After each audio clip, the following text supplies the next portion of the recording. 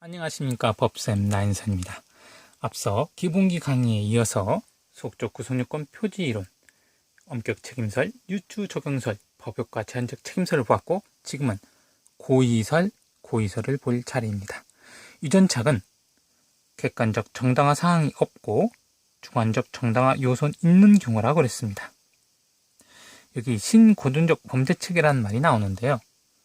19세기 자연주의, 실증주의를 반법론적 기초로 하는 고전적 범죄체계의 기본 골격은 유지하면서 이를 수정한 범죄체계가 신고전적 범죄체계입니다. 오늘날은 고의 과실의 이중적 지위를 인정하는 신고전적 목적적 합일태 체계가 통설입니다. 어쨌든 신고전적 범죄체계라는 게 과거에 있었다 이겁니다. 그래서 구성요건은 객관적 요소, 규범적 요소, 주관적 요소가 있고 여기에 고의는 없어요.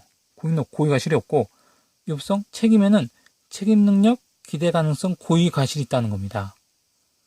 그래서 위법성 인식은 원래 기본기 강의 때 위법성 인식은 책임의 독립된 요소였는데 여기서는 위법성 인식은 고의의 내용이라는 겁니다. 위법성 인식은 고의 안에 들어가 있는 거예요. 이것이 바로 신고전적 범죄 체계였어요. 이런 걸 가지고 우리는 고의설이라고 합니다. 자, 위법성 인식은 고의의 내용이에요. 위법성 인식이 고의의 내용이다? 이게 고의설입니다. 이 고의는 책임 고의죠? 책임 고의인데 사실의 인식. 왜? 원래 구성요건에 고의가 있으면 그 고의는 뭐였죠? 객관적 구성요건 요소를 인식하는 거예요. 그게 바로 사실의 인식인데 여기는 고의가 없잖아요. 구성요건에. 책임에만 고의가 있잖아요. 그래서 이 책임 고의에서 사실의 인식까지 필요합니다. 그 다음에 위법성 인식까지 있는 거예요. 위법성은 고의의 내용이니까. 사실의 인식과 위법성의 인식까지 다 하는 것, 이게 바로 고의설이란 말이에요. 이걸 책임 고의의 고의설이라 한다. 엄격 고의설은 고의설의 일종인데 고의가 성립하려면 객관적 구성요건 인식, 구성요건 요소 인식, 그 다음에 그 사실의 인식이라고 했고 거기다 플러스 현실적인 위법성 인식이 있어야 한다. 그 다음에 제한적 고의설은 고의가 성립하려면 객관적 구성요건 요소 인식 플러스 이게 사실 인식이라겠죠. 플러스 위법성 인식 가능성이 있으면 된다. 이게 제한적 고의설의 이야기고요. 읽어보겠습니다. 이것은 2012년 사법시험 보기 내용입니다.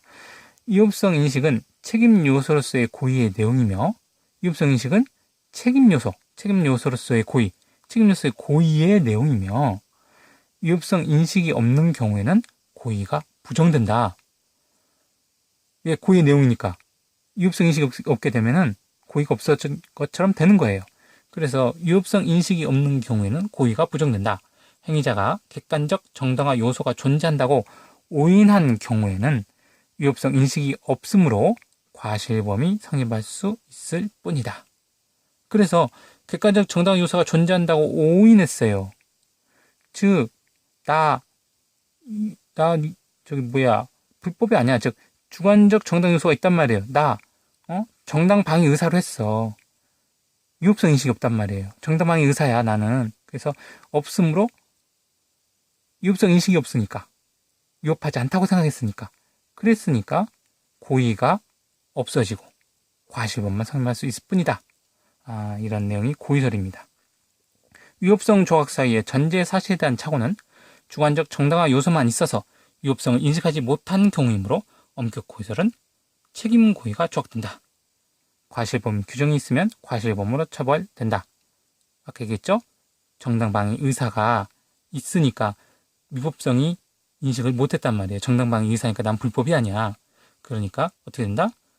위법성 인식이 없으니까 고의가 없어지니까 책임 고의가 없어지고 과실범 규정이 있으면 과실범을 처벌한다. 정범이 고의, 사실의 인식과 위법성 인식이 있어야 되는데 이 고의가 조각이 되는 거예요. 위법성 인식이 없으니까. 그러므로 고의가 없어지니까 구성요건도 없고 이제 현재로 말하면 구성요건도 없으니까 불법이 안 되잖아요. 불법이 안 되니까 공범 성립 안 되죠. 자, 오늘날에 있어서는 그렇다는 겁니다. 그러면 교사 방조가 성립하려면 정범행위는 고의범이어야 돼요.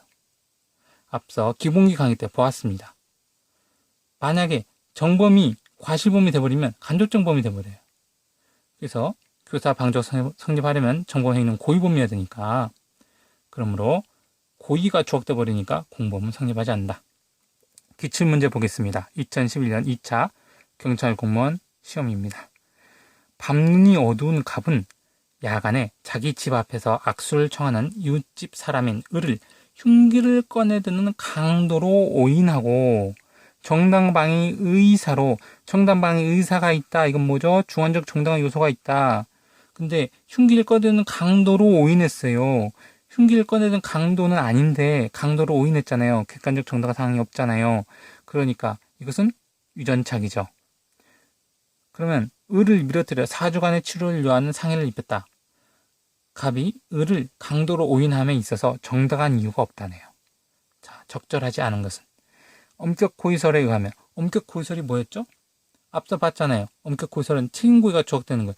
고의가 추억되니까 고의가 추억되면 뭐 한다? 과실범 처벌한다.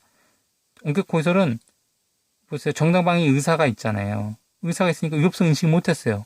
나 위협하다고 생각하지 않은 거야. 정당방위 의사니까. 그러니까 고의가 없어지고 과실이 있으니까 과실치상죄로 성립한다. 맞는 말이고요. 엄격 책임설. 엄격 책임설이 뭐였죠? 유전착을 금지착으로 보고 오인의 정당한 이유가 있으면 책임이 추억된다. 책임이 추억된다. 금지착, 오인의 정당한 이유가 있을 때, 책임이 추억된다. 오인의 정당한 이유가 있을 때, 오인의 정당한 이유가 없다네? 뭐라? 오인의 정당한 이유가 없다면 책임이 조각되지 않고 고의범으로 처벌한다. 앞서 보았죠? 엄격 책임설에 의하면 고의범이 돼버립니다. 상해를 입혔잖아요. 상해죄가 성립한다. 정당한 이유가 없으니까요. 법효과 제한적 책임설. 법효과 제한적 책임설 뭐였죠?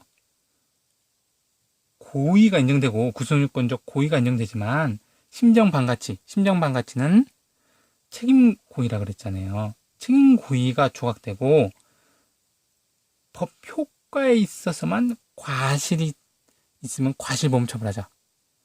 고의가 없는 것을 보고 그 다음에 어떻게 본다? 과실이 있으면 없는 걸 보아 그냥 없는 것을 봐서 과실이 있으면 과실범 처벌하자. 법효과 제한적 책임설은 과실이 있으니까 여기서 보면 강도로 오인함에 정당한 이유가 없다고 봤을 때 이건 과실이 있다고 보는 거예요. 그러므로 과실치상죄가 성립한다. 유추정서에 의하면 유추정서는 뭐였죠? 구속요건적 착오 규정을 유추 적용하여 고의를 조각하고 과실이 있으면 과실범 규정이 있으면 과실범 처벌하자. 고의가 조각된다 했는데 유추정서는 뭐다? 고의가 조각된다. 어떻게? 구속요건적 착오 규정을 유추 적용해서 고의가 조각된다. 뭐 이거 상해죄? 상해죄는 고의범이잖아요. 고의가 조각되는데 어떻게 상해죄가 돼? 과실치상죄가 되겠죠. 그리고 4번 틀린 말이죠. 유추 적용서에 의하면 과실치상죄가 성립한다가 맞는 겁니다.